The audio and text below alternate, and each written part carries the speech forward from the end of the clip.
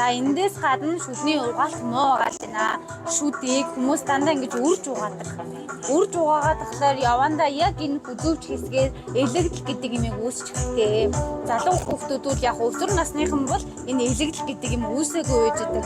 30 гараад 40 50 гээд нас ингээ ахиад ирэх тусмаа яг энэ хэсгээр шаралчихсан, сарлчихсан, элэгдэл үүссэн, халуун хүдэн мэдрэмтгий, салхинд сийгдэг гэсэн шинж тэмдгүүдийг яриад ирдэг. Эдгээр маань болохоор олон жил шүдээ буруу ингэж үрж тарж буугаснаас үүсээд байгаамаа. Энэ угаалт бол өөрөө буруу. Нэг шүдийг дээрээс нь доош нь шүүрдэх маягаар болж өгвөл нэг шүдэн дээр 8 удаа энэ шүүрдэх маягаар хөдөлгөөнийг хийснээр хоо шүдний гадаргыг цэвэрлж байна гэсэн үг.